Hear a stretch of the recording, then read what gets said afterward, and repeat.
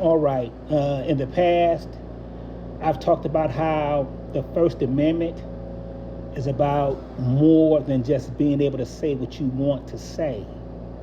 It's about the right to self.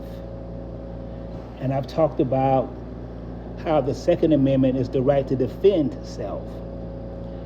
And so I've touched on the Fourth and the Fifth Amendment being the right to be your best self. And so someone asked me if I could elaborate on that just a little bit.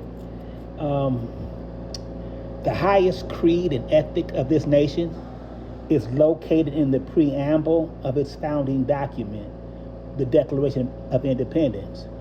And that is this: we hold these truths to be self-evident, that all men are created equal, endowed with certain unalienable rights by their Creator, that among these are life, liberty, and the pursuit of happiness, that to secure these rights, governments are instituted among men, deriving their just powers from the consent of the governed, that whenever any form of government becomes destructive of these ends, it is the right of the people to alter or to abolish it, and to institute new government laying its foundation on such principles and organizing its powers in such form as to them shall seem most lively to affect their safety and happiness. So a few things here. First, Jefferson is touching on the concept or the principle of self-determination. And that self-determination is at the national level, the societal level, and most of all at the individual level. Listen, it is not an accident that the notion of the right of self-determination is in the Declaration of Independence. It was a deliberate affirmation of the right of the people to govern themselves and to seek their own destinies. In other words, to be their best self. Second thing that he speaks on is the equality of all men. The equality of which Jefferson speaks is that before the law. So regardless of station, title, wealth, or possession, we each should be able to go into the judicial system and be entitled to equal redress. Justice should not be tiered.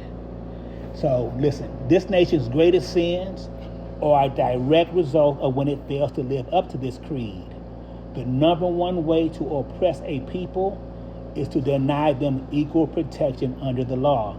Now, the equality of man is self-evident because all men have a core human dignity and inherent value.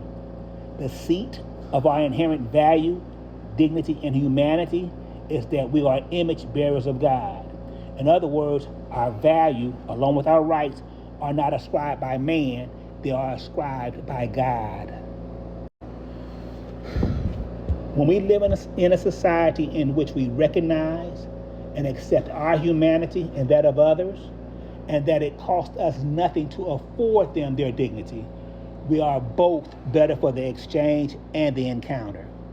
In fact, all of society as a whole benefits from that. Listen, because our value and humanity is an eternal value ascribed to us by God, it becomes a fixed frame of reference. It doesn't change. However, there are those who want to play with that image, change it, and even deny it. When you change it, you change our humanity and our dignity. When you deny it, you deny our humanity and our dignity. So, when our humanity, value, and core dignity is imputed to us by God, it doesn't change nor move. However, when man assigns it, it is always a moving target. All right, let's tie this to the Fourth and Fifth Amendment. Jefferson borrowed from an English philosopher and Enlightenment thinker named John Locke, most notably his work, The True Treatise of Governments. And in that work, Locke referred to the ideas of life, liberty, and property. For Locke, property was an essential right because it was linked to an individual freedom and economic independence. In other words, self-determination. He, that being Locke, believed that the ability to own and control property was fundamental to personal liberty and the social contract, as property ownership provided the material means for people to sustain their lives and pursue their interests. Basically, it allowed for people the opportunity to be their best self through self-determination. So counterwise, Jefferson, he chose to refine Locke's ideas in the Declaration of Independence by substituting property with the pursuit of happiness. So what this did, this shift broadened the concept, suggesting that true happiness is not merely about material possessions, but it encompasses deeper fulfillment. According to Jefferson, human happiness is derived from fulfillment, which arises when life has meaning and purpose. So as I've said in other videos, the meaning and purpose of our lives are best reflected in the impact we have on others. We become our best selves when we engage in activities and relationships that give our lives meaning and purpose.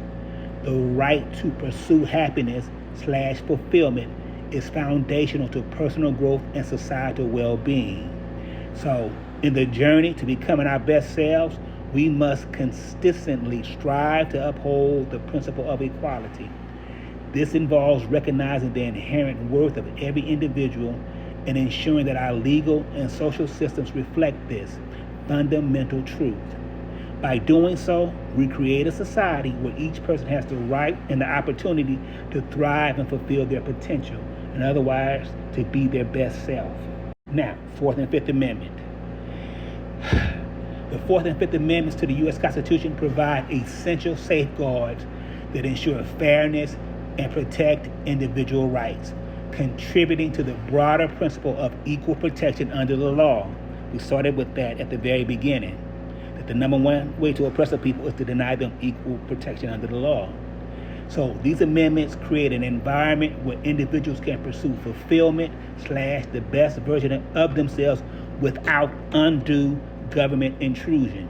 Listen, while the Fourth and Fifth Amendments do not explicitly mention equal protection, they collectively contribute to it by ensuring fair and just treatment for all individuals under the law, protecting citizens from arbitrary or discriminatory actions by the government, providing a legal framework that requires law enforcement and the judiciary to act within established procedures, preventing abuse and ensuring consistency. By safeguarding these rights, these amendments also allow individuals to pursue fulfillment and become their best selves without undue interference from the government. Together with the 14th, these provisions form a comprehensive legal foundation that promotes fairness and equality within the U.S. legal system. So basically, through those principles and protections, we create a society where every individual has the opportunity to thrive, pursue happiness, and to achieve their full potential. And when we safeguard those, we enable each person to become their best self and contribute positively to the community around them. And as I've said before, the problem is the Fourth and Fifth Amendments are the easiest rights to violate because the government can just make stuff up and say you did it. So what we're seeing in society in America is that First Amendment is under attack. That's us in the public square. Fourth and Fifth Amendment ensure the right to privacy, and that's what they're coming after. Case in point, January 6th.